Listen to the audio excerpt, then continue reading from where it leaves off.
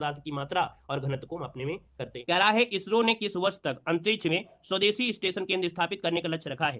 तो दोस्तों जो इसरो है ये अंतरिक्ष में अपना स्वदेशी स्टेशन केंद्र अर्थात स्थापित करेगा और ये जो लक्ष्य रखा है ये 2035 तक रखा है ना। तो भैया याद रखिए भारत भी अंतरिक्ष में अपना स्वदेशी स्टेशन स्थापित करने का लक्ष्य 2035 रख दिया है। अगला क्वेश्चन यहाँ पर दिया गया है, कह रहा है हाल ही में उत्तर प्रदेश का पहला है ना, हाल ही में उत्तर प्रदेश का पहला जो आपका भैया है यहाँ पर क्या है मिशन शक्ति कैफे किस जिले में खोला गया है। ये भैया पहला मिशन शक्ति है दोस्तों, कैफे इसका नाम है और ये खोला गया है आपके कहां पर है, तो दोस्तों याद रखिए ये मिशन शक्ति कैफे गोंडा जिले में खोला गया है। गोंडा जो कि ऑप्शन बनेगा यहाँ पर सी नंबर है, राइट हो जाएगा दोस्तों। और ये है क्या, इसका लक्ष्य है कि महिलाओं को सशक्त बनाया जाए है ना, छात्रों को पौष्टिक भोजन प्रदान करना, ये इसका लक्ष्य रखा गया है। अगला क्वेश्चन आपसे कह रहा है कि हॉकी महिला हॉकी एशियाई चैंपियंस ट्रॉफी 2023 का शुभंकर क्या है। महिला हॉकी एशियाई चैंपियंस ट्रॉफी 2023 का जो शुभंकर है यहाँ पर हो जाएगा जूही, जो कि आपकी हथनी है। याद रखें ये महिला हॉकी एशियाई चैंपियंस ट्रॉफी 2023 शुभंकर क्या था, तो जूही जी की एक हथनी आपका नाम है। और अगला क्वेश्चन दिया गया है, कह रहा है उस बिंदु को क्या नाम दिया गया है जहां चंद्रयान 3 लैंडर 23 अगस्त 2023 को चंद्रमा की सतह पर उतरा था। क्या इतने लोगों में से आपको पता है कि भैया उस बिंदु को क्या कहा गया था, रटा होगा आप सभी को है ना। यहाँ पर बताइए क्या हो जाएगा, यहाँ पर जो 41 नंबर है 41 का ऑप्शन क्या हो जाएगा, शिव शक्ति। बिल्कुल सही है, जवाब आपका बिल्कुल सही आया है। यहाँ पर आंसर हो जाएगा शिव शक्ति नाम रखा गया है दोस्तों है ना, उस बिंदु का नाम है शिव शक्ति, ठीक है ना। और अगला क्वेश्चन दिया गया है कि रामप्पा मंदिर किस देवता को समर्पित है। चलिए रामप्पा जो मंदिर है वो आपके किस देवता को समर्पित है, यहाँ पर देखिए आप कहेंगे भगवान शिव को समर्पित है। रामप्पा मंदिर दोस्तों याद रखिएगा, रामप्पा मंदिर जो आपका है वो भगवान शिव को आपको समर्पित है, जिसे हम लोग क्या बोलते हैं रुद्रेश्वर मंदिर भी बोलते हैं, रामलिंगेश्वर मंदिर भी कहा जाता है ना, जो कि तेलंगाना के वारंगल में आपका ये स्थित है दोस्तों, याद रखिएगा है ना। 2014 में, ठीक है, ये जो आपका मंदिर है 2014 में, कब 2014 में यूनेस्को की विश्व धरोहर सूची में इसको नामांकित भी कर लिया गया है। आगे बढ़िए, क्वेश्चन दिया गया है कि निम्नलिखित में से किस भारतीय महिला को ओलंपिक में डबल मेडलिस्ट होने का सम्मान प्राप्त हुआ है। ओलंपिक में डबल मेडलिस्ट है ना, ये है आपकी कौन है, तो आप कहेंगे सर ऑप्शन डी हो जाएगा पीवी सिंधु।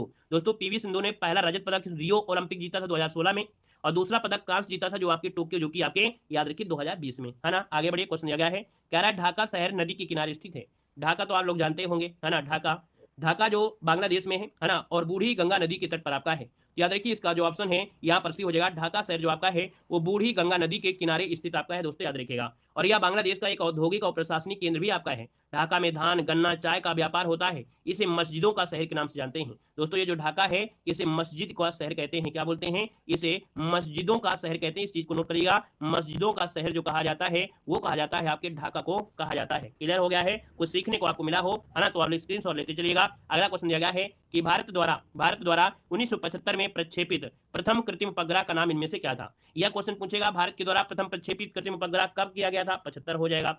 और ये था नाम इसका आर्यभट्ट नाम था, क्या ऑप्शन सी हो जाएगा आर्यभट्ट, इसका आंसर राइट हो जाएगा दोस्तों, याद रखिएगा है ना। और यहाँ पर आर्यभट्ट की बात करते हैं, अगले क्वेश्चन में कह रहा है निम्न विकल्पों में से दिया गया कौन सा युग्म आपका गलत सुमेलित है। गलत युग्म यहाँ पर सुमेलित आपसे पूछा गया है। देखिए पहला पॉइंट दिया है सिलंबम तमिलनाडु दिया है, लाठी कर्नाटक है। लाठी भैया एक युद्ध कला है ना, लाठी जो आपकी युद्ध कला है ये पश्चिम बंगाल में होता है, ठीक है ना। यहाँ पर आंसर जो भी दिया है ये क्या है भैया, ये गलत दिया गया है। जो लाठी युद्ध कला है इसका संबंध पश्चिम बंगाल से है ना, जबकि यहाँ पर सिलंबम जो दिया गया है सिलंबम ये तमिलनाडु से है, एक मार्शल आर्ट आपका है। वहीं पर जो आपका दिया है करिपुट्टम जो आपकी केरल में है ना, ये क्या है, एक युद्ध कला के संबंधित है। उसी प्रकार जो आपका गतका दिया है पंजाब में आपका है, ये सिखों की एक पारंपरिक युद्ध कला है, मतलब जो कि पंजाब में है, मतलब ये सभी क्या है युद्ध से रिलेटेड ये आपकी कलाएं हैं। याद रखिए इसका ऑप्शन सी हो जाएगा, लाठी कर्नाटक का नहीं है, ये पश्चिम बंगाल का है, नोट कर लीजिएगा पश्चिम बंगाल का है, ठीक है ना। क्लियर है, आगे बढ़िए, क्वेश्चन दिया गया है, कह रहा है कि इथोपिया की राजधानी क्या है। इथोपिया की राजधानी पूछा गया और कुछ बच्चों ने जवाब दिया भी है ना, और पहले से जवाब दे दिया है। यहाँ पर हो जाएगा आदिस अबाबा, क्या हो जाएगा आदिस अबाबा, इसका आंसर राइट हो जाएगा दोस्तों, याद रखिएगा। यह इथोपिया का सबसे बड़ा शहर भी है, ये जो आपका है इथोपिया का सबसे बड़ा शहर भी है। इथोपिया की मुद्रा का नाम क्या है, बिर्र, क्या नाम है, इथोपिया की जो मुद्रा है उसका नाम है बिर्र, क्या नाम है, बिर्र इसकी मुद्रा का नाम है, याद रखिएगा। तुर्की देश की राजधानी का नाम क्या है, अंकारा है ना, तुर्की देश की राजधानी क्या है, आप कहेंगे अंकारा है, ठीक है ना। और अगला क्वेश्चन आपसे कह रहा है कि रक्षाबंधन हिंदू कैलेंडर के किस महीने में मनाया जाता है। दोस्तों याद रखिएगा जून जुलाई अगस्त सितंबर से मतलब नहीं है, सीधी सीधी हम लोग हिंदू कैलेंडर में आते हैं और हिंदू कैलेंडर के अनुसार याद रखिएगा कि यहाँ पर जो आंसर है वो राइट क्या हो जाएगा, श्रावण महीने में। कब मनाते हैं, तो श्रावण महीने में मनाया जाता है। क्लियर हो गया है। और यहाँ पर देखिए आपका दिया गया कार्तिक है ना, कार्तिक माह के त्योहारों में जैसे करवा चौथ है, धनतेरस है ना, दीपावली हो गया, भैया दूज हो गया, छठ पूजा, ये कार्तिक महीने में आपके मनाए जाते हैं, ठीक है ना। क्लियर हो गया है। और आषाढ़ के महीने में क्या मनाते हैं, तो आषाढ़ के महीने में जैसे जगन्नाथ की यात्रा होती है, गुरु पूर्णिमा होती है, एकादशी होती है, वो आपकी इसमें होती है, ठीक है। आगे बढ़िए, क्वेश्चन दिया बरसात। चलिए बात सात मंडेरो हो जाएंगे। अगला क्वेश्चन दिया गया है सूची फर्स्ट को सूची सेकंड से सुमेलित करना है। कह रहा है लोकगीत दिया है और गायन का अवसर दिया गया है कि कौन सा लोकगीत कब गाया जाता है, ये आपसे कह रहा है ना। देखो भाई चैती जो आपका है चैती है ना, ये क्या है मौसमी गीत है। क्या है चैती जो आपका है ये मौसमी गीत है, यहाँ पर फोर हो जाएगा। कजरी जो आपका है विवाह है ना, कजरी जो आपका है ये भी मौसमी है लेकिन विवाह के साथ होता है। याद रखिए कजरी जो आपका है विवाह और मौसमी गीत है, इसको नोट करिएगा। रसिया जो आपका है ब्रज का लोकगीत है, कहाँ का है ब्रज का है, यहाँ पर दो हो जाएगा। ठीक है ना। और सोहर क्या होता है, तो ये संस्कार गीत होता है। संस्कार गीत जैसे बच्चे वगैरह जन्म होता है तब होता है, तो इस प्रकार से बनेगा। नोट कर लीजिएगा 4 3 2 1 इसका जो आंसर है यहाँ पर राइट हो जाएगा। नोट कर लीजिएगा ठीक है ना, 4 3 2 1 इसका आंसर बनेगा, पहला ही ऑप्शन आपका है। माता टीला बांध किस नदी पर, आपका जवाब देना है। माता टीला बांध जो आपका है वो आपका भैया क्या है, तो आपकी किस नदी पर है। तो चलिए यहाँ पर बताना है 50 नंबर में, और 50 का ऑप्शन क्या हो जाएगा, तो आप कहेंगे माता टीला बांध जो आपकी है बेतवा नदी पर है। किसमें है, आपकी बेतवा नदी पर आपका बना हुआ है ना। परीक्षा बांध जो आपका है राजघाट बांध है ना। आगे बढ़िए, क्वेश्चन आपसे दिया गया है और आपसे कह रहा है यहाँ पर क्या कह रहा है, उत्तर प्रदेश में जवाहर तारामंडल जिसे प्लेनेटेरियम कहा जाता है, और ये जो स्थित आपका है ये कहाँ पर स्थित है दोस्तों बताना है। इसका जो आपका आंसर होगा इनमें से क्या हो जाएगा। हमने कहा यहाँ पर दोस्तों इलाहाबाद बताना है। क्या है, इलाहाबाद में है जो जवाहर तारामंडल है ना, ये आपकी कहाँ पर है, इलाहाबाद में है दोस्तों। आनंद भवन के समीप आपका ये 1979 में निर्मित किया गया था। अगला क्वेश्चन दिया गया निम्नलिखित में से कौन सा कोयला आधारित बिजली संयंत्र उत्तर प्रदेश में है। हमने आपको यूपी जीके में एक क्वेश्चन आपको पढ़ाया है, सेम टू सेम पढ़ाया है ना। अब आप देख सकते हैं उत्तर प्रदेश में एनटीपीसी के द्वारा चलने वाले जैसे कोयला आधारित बिजली आपके हैं है ना, संख्या 5 आपकी है। कोयला से चलने वाले जो एनटीपीसी के माध्यम से कोयला से चलने वाले जो आपके हैं वो आपके 5 आपके हैं, सिंगरौली, रिहंद, दादरी, ऊंचाहार और टांडा, ये कोयला से चलते हैं। बाकी सभी आपकी गैस से चलते हैं। तो आप कहेंगे सर ऑप्शन नंबर आपका सी हो जाएगा, ये है आपका सिंगरौली। क्या हो जाएगा, सिंगरौली हो जाएगा। अगला क्वेश्चन यहाँ पर दिया गया है और आपसे कह रहा है क्या कि भारत में किस राज्य का लोकसभा राज्यसभा के प्रतिनिधि सर्वाधिक है। भारत में किस राज्य की जो भैया लोकसभा राज्यसभा आपके हैं, आप कहेंगे उत्तर प्रदेश का हो जाएगा, क्योंकि भैया आपको मालूम है उत्तर प्रदेश में जो लोकसभा की सीटें हैं वो आपकी 80 सीटें हो जाएंगी, और राज्यसभा की जो सीटें हैं वो आपकी कितनी हो जाएंगी, 31 सीटें हो जाएंगी है ना। फिर यहाँ पर देखा जाए महाराष्ट्र का आ जाता है, महाराष्ट्र में देखा जाए लोकसभा की 48 सीटें हैं, और इसके बाद यहाँ पर जो इसकी राज्यसभा की सीटें हैं वो आपकी कितनी 19 सीटें आपकी हो जाएंगी। फिर तमिलनाडु के स्थान आ जाता है, तमिलनाडु में लोकसभा की जो सीटें हैं वो आपकी 39 हैं और राज्यसभा की आपकी 18 है। ठीक है ना, तो ये 3 आपको पॉइंट है, याद कर लीजिएगा। यहाँ पर अगला है उत्तर प्रदेश का राजकीय पक्षी क्या है। उत्तर प्रदेश का राजकीय पक्षी पूछा गया है, 54 नंबर आपको बताना है। राजकीय पक्षी है, आप कहेंगे सर राजकीय पक्षी सारस है, सारस कहाँ पर है, ऑप्शन बी हो जाएगा। लेकिन आपसे पूछे उत्तर प्रदेश का भैया राजकीय पशु क्या है, राजकीय पशु जब पशु पूछता है तो आपको बताना है क्या, बारहसिंगा। पक्षी पूछता है सारस एक रोच, वृक्ष पूछे तो अशोक, और यहाँ पर पुष्प पूछे तो आपको पलाश बताना है। अगला क्वेश्चन दिया गया है 21 पंचवर्षीय योजना में कृषि ने ऋणात्मक वृद्धि दर प्रदर्शित किया था। तो भैया यहाँ पर ऋणात्मक वृद्धि आपकी जो मिली थी वो मिली थी आपकी तीसरी पंचवर्षीय योजना। ऑप्शन नंबर आपका बनेगा ए नंबर, तीसरी पंचवर्षीय योजना। ये जो आपकी देखा जाए 1961 से स्टार्ट हुई थी है ना, 65 तक आपकी गई थी। इस दौरान देखा जाए तो वृद्धि दर आपकी जो थी वो -1% आपकी देखी यहाँ पर गई थी। ठीक है ना। और अगला क्वेश्चन आपसे कह रहा है मेक इन इंडिया कार्यक्रम कब आरंभ किया गया था। ये भैया मोदी जी के द्वारा मेक इन इंडिया कार्यक्रम है ना, ये 2014 में ही शुभारंभ हुआ था, जब ये मोदी जी आपके बने थे, क्या बने थे, प्रधानमंत्री बने थे। मतलब देखा जाए भारत के एक प्रमुख निवेश गंतव्य और निर्माण है ना डिजाइन के हिसाब से है, तो आपका जो आंसर हो जाएगा यहाँ पर क्या हो जाएगा, बी नंबर, सितंबर 2014, ऑप्शन बिल्कुल सही हो जाएगा।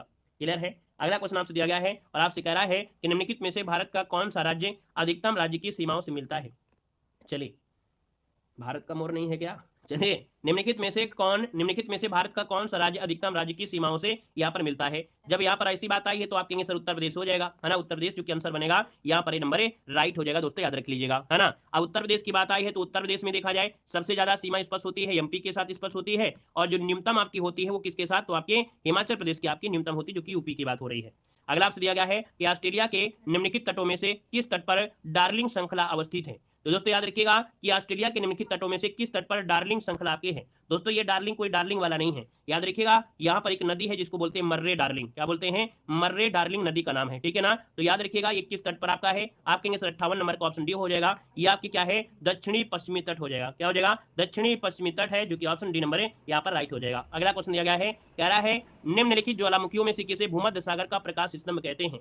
याद रखिएगा यहाँ पर भूमध्य सागर का प्रकाश स्तंभ हमने आपको बताया भी था कि भैया जो आपका है स्ट्राम्बोली जो आपका है ये क्या है, ये भूमध्य सागर का प्रकाश स्तंभ है, मतलब एक प्रकार का सक्रिय ज्वालामुखी है। ये लिपारी द्वीप पर आपका स्थित है, काफी लंबाई में बसा है, और सक्रिय ज्वालामुखी की वजह से इसमें से आग राख वगैरह निकलती रहती है और प्रकाश भी होता रहता है, इसलिए इसे भूमध्य सागर का प्रकाश स्तंभ कहते हैं। अगला निम्नलिखित में से कौन एक अनवीकरणीय ऊर्जा का स्रोत है, देखा दिया है अनवीकरणीय ऊर्जा का स्रोत दिया गया 60 नंबर में। अब हमने कहा था भैया अनवीकरणीय मतलब होता है जो समाप्त हो जाए, जो समाप्त हो जाए।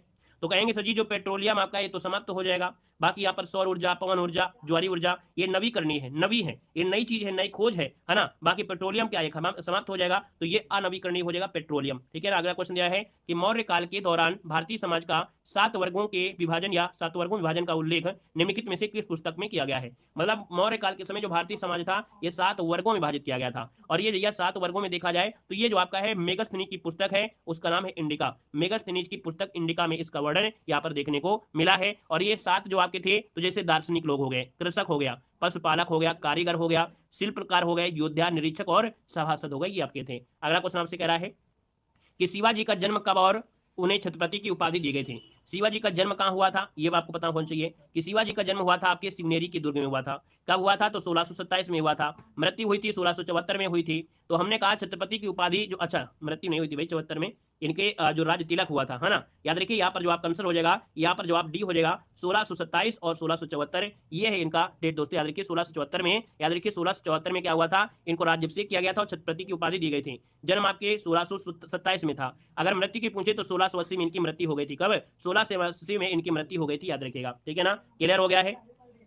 चलिए आगे बढ़िए, क्वेश्चन आपसे दिया गया है और आपसे यहाँ पर कह रहा है क्या, कह रहा है property and un-British rule in India, है ना, नामक जो पुस्तक लिखा है वो किसने लिखा है। अब आप कहेंगे सर इतना आसान क्वेश्चन है, क्योंकि ये क्वेश्चन आसान नहीं है लेकिन आपने पढ़ा बहुत बार है, आपने पढ़ा इसलिए आसान है। दादा भाई नौरोजी यहाँ पर रखिएगा, इसका आंसर राइट हो जाएगा, है ना। और यहाँ पर आगे बढ़ते क्वेश्चन आपसे दिया गया है कि निम्नलिखित घटनाओं में से कौन सी घटना सही सुमेलित है। कौन सी घटना सही सुमेलित है देख लीजिएगा। रॉलेट एक्ट दिया गया है क्या, रॉलेट एक्ट दिया है 1920। तो भैया रॉलेट एक्ट 1920 में तो नहीं आया था, ये आया था 1919 में, है ना, तो ये गलत हो गया। काकोरी कांड की घटना घटित हुई थी 1925 में। कब हुई थी 1925 में, ये गलत हो गया। यहाँ पर देखिए जगत गुरु को फांसी दी गई थी 1900, कब दी गई थी भैया 1931 में दी गई थी, है ना। जगत गुरु को फांसी, मतलब ये आंसर राइट हो जाएगा, 1931 इसका आंसर हो जाएगा। लाहौर अधिवेशन 40 में थोड़ा हुआ था, ये हुआ था क्या, लाहौर अधिवेशन जो आपका हुआ था ये 1929 में। कब हुआ था 1929 में हुआ था, समझ गए होंगे, आंसर भी आपका मिल चुका है। आगे बढ़िए, क्वेश्चन दिया गया है, कह रहा है निम्नलिखित में से भारतीय राष्ट्रीय कांग्रेस के किस अध्यक्ष ने क्रिप्स मिशन और वेवेल दोनों की वार्ताएं किया था।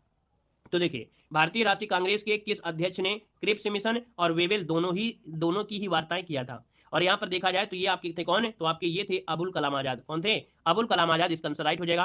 देखा जाए भारतीय राष्ट्रीय कांग्रेस के अध्यक्ष रहे थे 40 से लेकर 46 तक लगातार रहे थे, है ना। याद रखिएगा 42 में जो क्रिप्स मिशन था और वेवेल योजना जो 1945 में है, दोनों में ही वार्ता इन्होंने किया था। अगला दिया गया है निम्नलिखित विकल्पों में से कौन सा विकल्प आपका सही सुमेलित है। सही सुमेलित हुई विकल्प आपसे पूछा गया है। यहाँ पर देखिए 66 नंबर में, तो हमने कहा कि 17 में दोस्तों क्या है, अस्पृश्यता है, ये गलत दिया गया है। 78 में संसद का गठन दिया गया है। 78 में भैया संसद नहीं है, राष्ट्रपति को सूचना प्रदान करने के लिए संबंधित प्रधानमंत्री की कर्तव्य है, अर्थात ये गलत दिया है। 112 में संसद सदस्यों के वेतन का दिया है। दोस्तों याद रखिएगा वार्षिक वित्तीय विवरण होता है, वार्षिक वित्तीय विवरण होता है आपके 112 में, ये गलत दिया है। तो कहेंगे 352 जो आपका है ये आपात की स्थिति की घोषणा है। आप कहेंगे सर ऑप्शन नंबर आपका डी राइट हो जाएगा। नेक्स्ट क्वेश्चन आएगा। क्वेश्चन दिया गया है कि भारतीय गणतंत्र की 26 जनवरी 1950 को सही संवैधानिक स्थिति में से क्या यहाँ पर था। मतलब जब भारतीय संविधान लागू हुआ था तो इसमें से क्या था, इसमें से ये पूछा गया है। तो देखिए 67 नंबर में यहाँ पर होगा क्या, कह रहा है पहला पॉइंट है कि लोकतंत्रात्मक गणतंत्र हो जाएगा, या संपूर्ण बोलेंगे, आप बोलेंगे संपूर्ण प्रभुत्व संपन्न लोकतंत्रात्मक गणराज्य, क्योंकि भैया ये 26 जनवरी को संपूर्ण तरीके से ये आपका लागू हो गया था। तो आप कहेंगे सर ऑप्शन बी राइट हो जाएगा। नेक्स्ट क्वेश्चन आपसे दिया गया है, कह रहा है भारतीय संविधान के अंतर्गत कितने प्रकार के आपात वर्णित हैं। भारतीय संविधान में 3 प्रकार के आपात हैं, कितने हैं 3 प्रकार के, और इन 3 प्रकार में आप कहेंगे सर अनुच्छेद 352, 356 और 360, मतलब राष्ट्रीय आपातकाल, राष्ट्रपति शासन और वित्तीय आपातकाल। अगला क्वेश्चन आपसे कह रहा है कि किसी राज्य के या किसी राज्य में मुख्यमंत्री सहित मंत्रिपरिषद में मंत्रियों की न्यूनतम संख्या कितनी हो सकती है। याद रखिए मुख्यमंत्री सहित न्यूनतम संख्या याद रखिएगा कितनी हो सकती है, 12 हो सकती है। ठीक है 12 हो सकती है। एक संशोधन हुआ था 91 नंबर का संशोधन 2003 में हुआ था, जब कहा गया था कि राज्य की जो मंत्रिपरिषद है इसमें मुख्यमंत्री सहित मंत्रियों की कुल संख्या उस राज्य की विधानसभा के सदस्यों की कुल संख्या के 15% से अधिक नहीं हो सकती है। 15% की बात हो रही है, 15% से अधिक नहीं हो सकती है। तो याद रखिए इसका ऑप्शन सी नंबर राइट हो जाएगा। यहाँ पर परसेंट की बात हमने किया है। यहाँ पर दिया गया है कि भारतीय संविधान के अंतर्गत किस अनुच्छेद में भारत के राष्ट्रपति के पद के लिए पुनः निर्वाचन की योग्यताएं निर्धारित होती हैं। तो देखिए भैया एक अनुच्छेद आपका है जो कि आप लोगों का डिमांड रहता है कि सर अनुच्छेद पढ़ाइएगा, लेकिन जब टेस्ट पेपर लगाते हैं तो टेस्ट पेपर में नहीं लगाते हो। देखो हमने कहा कि संविधान के अंतर्गत किस अनुच्छेद में भारत के राष्ट्रपति के पद के लिए पुनः निर्वाचन की योग्यताएं निर्धारित होती है। पुनः से निर्वाचन की योग्यताएं मिलेंगी 57 नंबर में, मतलब अनुच्छेद जो आपका 57 है दोस्तों याद रखिएगा। ठीक है ना। और यहाँ पर दोस्तों अगला क्वेश्चन है कि निम्नलिखित में से कौन सा पौधे में प्रजनन का अलैंगिक रूप आपका नहीं है। पौधे में अलैंगिक रूप आपका नहीं है 71 नंबर में। तो भैया ये जो आपका होता है अलैंगिक, ये होता है आपका कौन, परागण। मतलब फिर समझिएगा कि परागण जो होता है, परागण में नर युग्मक, है ना, नर युग्मक पुष्प के वर्तिकाग्र पर पहुंचते हैं, फिर निषेचन करके युग्मजनन बनाते हैं, और यह प्रजनन को ही लैंगिक विधि कहते हैं। तो याद रखिए इसका जो ऑप्शन इसी नंबर है यहाँ पर हो जाएगा। ये जो आपका है प्रजनन का अलैंगिक रूप नहीं है, बाकी कायिक आपका है, मुकुलन आपका है, विजाणु निर्माण आपका सभी हो जाएगा, है ना। नहीं आता है तो इसकी एग्जाम में स्किप कर दीजिएगा, परेशान मत होइएगा, लेकिन गलत मत करिएगा। निम्नलिखित में से कौन सा रोग मच्छर के काटने से नहीं होता है? मच्छर के काटने से नहीं होता है, देखिए यहाँ पर मलेरिया हो जाएगा, चिकनगुनिया भी हो जाएगा, डेंगू हो जाएगा, लेकिन हेपेटाइटिस नहीं होता है ना। हेपेटाइटिस दोस्तों नहीं होता, याद रखिएगा। मलेरिया की दवाई जो होती है वो किससे बनती है? तो आपकी सिंकोना वृक्ष की छाल से यहाँ पर बनती है, जिसे बोलते हैं क्लोरोक्विन। क्या बोलते हैं? क्लोरोक्विन कहते हैं, ठीक है ना, क्लियर है। और अगला क्वेश्चन यहाँ पर दिया गया है कि निम्नलिखित में से कौन सा विज्ञान की आवर्त सारणी का एक उत्कृष्ट रासायनिक तत्व है? अर्थात नोबेल तत्व जो आपका होता है, जिसे आपने पढ़ा होगा, है ना, नोबेल जिसे उत्कृष्ट बोलते हैं। तो भैया ये जो आपका हीलियम है, कौन है? हीलियम है। तो आप कहेंगे हीलियम जो आवर्त सारणी का एक उत्कृष्ट रासायनिक आपका है, इसका परमाणु क्रमांक 2 होता है और रासायनिक प्रतीक होता है He होता है ना। हम अगर सब तुमसे कि उत्कृष्ट गैसों में सबसे हल्की गैस कौन सी है, तो उत्कृष्ट गैसों में सबसे हल्की गैस आपकी इनमें से यहाँ पर हीलियम हो जाएगी। अगले क्वेश्चन कराते हैं। क्वेश्चन आपसे दिया गया है, निम्नलिखित में से कौन सा मात्रा और माप की इकाई की गलत जोड़ी है? देखिए 74 नंबर में हमने कहा ऊर्जा की इकाई जूल होती है, आवृत्ति का हर्ट्ज होता है, शक्ति का वाट होता है, लेकिन दाब का क्या न्यूटन होता है क्या? क्यों भैया?